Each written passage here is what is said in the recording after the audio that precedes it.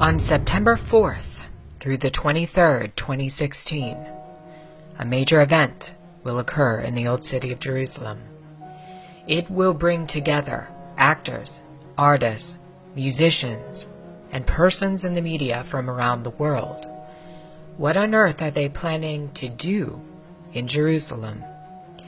At an event that ends on September 23rd, leaders from Roman Catholic, Muslim, and Jewish communities will gather for one of the longest interfaith services in history, right there in the Old City of Jerusalem, right there where the Lord Jesus walked, right there where the temples once stood. They will offer worship to a God under the banner of ecumenism. It is there they plan to do away with categories of religion and ignore differences. The service will combine 3 monotheistic faiths under one roof in a house of worship for all believers. One part of the event will occur from September 5th through the 11th and will bring together Jew, Muslim, and Christian under, quote, a passion for Jerusalem, in which they can all coexist temporarily under the wings of the Almighty, unquote. Some of the headlines on the website for this event talk about dissolving boundaries and coming together in worship of the same God. Another part of the event will occur from September 12th through the 23rd. The leaders of this event, which is called Makudeshet, will perform an 11-day consecration. If you aren't aware, a consecration happens when somebody performs a ceremony declaring something as holy. The fact that Muslims, Jews, and Roman Catholics are gathering for a consecration means that they are all declaring their interfaith religion, their new God, to be holy. This is not good and may signal the beginning of the one-world religion that Pope Francis has worked so hard to achieve in the year 2016. The Vatican, indeed, is one of the chief proponents of the ecumenical movement around the world and in Israel. For the past 3 years, Pope Francis has worked tirelessly toward a new world religion in which all denominations are brought together as one.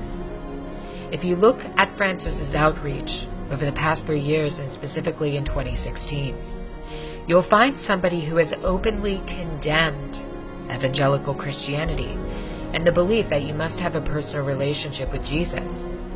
He has openly warned that this belief is dangerous.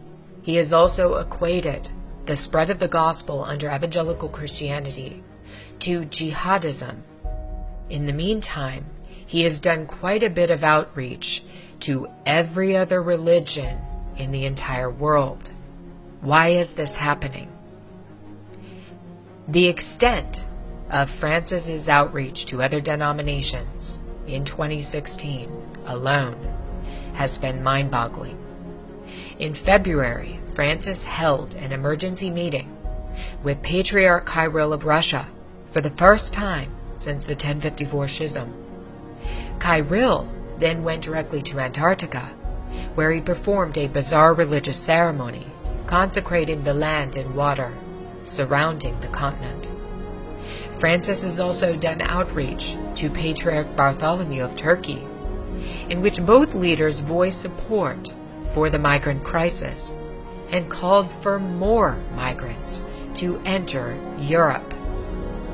In May, Francis met with Al-Azhar of Egypt, who is the head of Sunni Islam.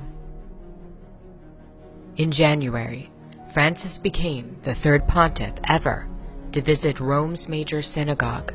He has also hosted Jewish religious and political leaders at the Vatican. In June, Francis outreached to the Armenians. In July, Pope Francis visited Poland and told all of the young people in the audience to, quote, believe in a new humanity. In August, Pope Francis won a huge initiative with U.S. Lutherans A document called the Declaration of the Way was passed by a majority of 931 to 9. It recognizes that there is no longer church-dividing issues between Lutherans and Roman Catholics. This means that 3.7 million U.S. Lutherans are now absorbed into the New World Religion. Also in July, Francis was the driving force behind a ceremony in the United States called Together, organized to bring all Christians in front of a 6,660-inch obelisk, or the phallus of Osiris, for worship. One of the major symbols we saw at Together 2016 was the Ouroboros, which is the serpent eating its own tail. The earliest legend of the Ouroboros has to do with the coming of Osiris, the god of the underworld. The Ouroboros is a highly occult symbol signifying the end of an eon, or the end of time.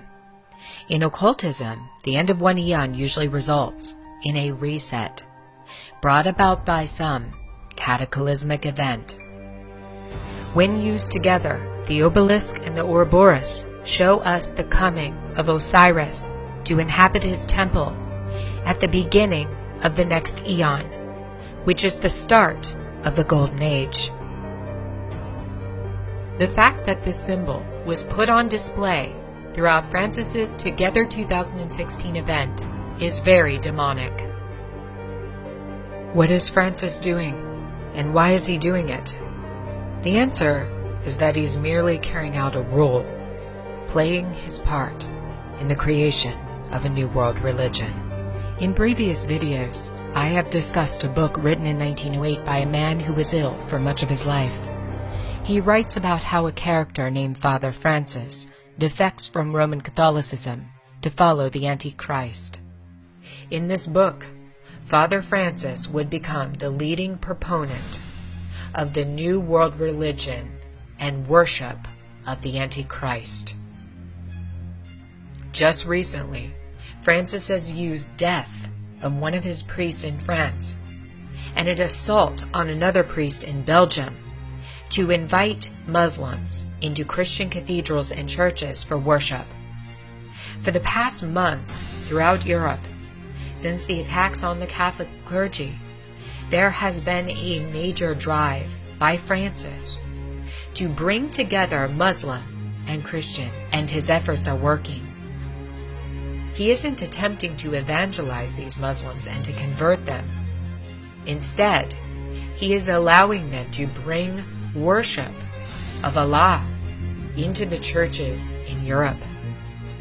It has been prophesied that a religion of the New World Order would be established. It would dissolve boundaries between faiths. All would come together, united, in worship of the false light. There are Luciferians in history who predicted that Christianity and all religions would eventually collapse, making way for the religion of pure Luciferianism. A couple of these individuals was Luciferian and 33rd degree Grand Wizard Albert Pike, as well as Luciferian Helena Blavatsky. She viewed Christianity as a major challenge to the agenda of unveiling a new world religion. Christianity, in her opinion, would have to be done away with in order to unveil the new religion. We also have warnings from a former Jesuit who was murdered in 1999 that a one-world religion was in the making. It was an ecumenical religion that was being set up for all to follow.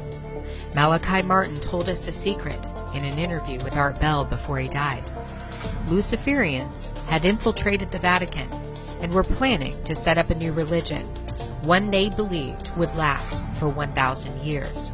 Amongst Luciferian organizations, there is a prophecy that if they can invade the citadel, and that's their name for the Vatican, they will have power for 1,000 years. How close are they? Very close. You might remember when Francis came to America last September. We saw a major push toward the full ecumenical agenda. Francis's itinerary started on September 23rd, 2015, one day after he landed in the United States. He had set his sight on finalizing what his predecessor, Pope John the 23rd, had set into motion on September 23, 1959. It was on this day John would offer a prayer that would begin the downfall of the Roman Catholic Church. A document would be penned declaring a new outreach to all religions in the world as children of the same God. Without a doubt, Vatican II is remembered as Catholicism's greatest push toward the new world religion. Vatican II would change everything about the actions of all future popes.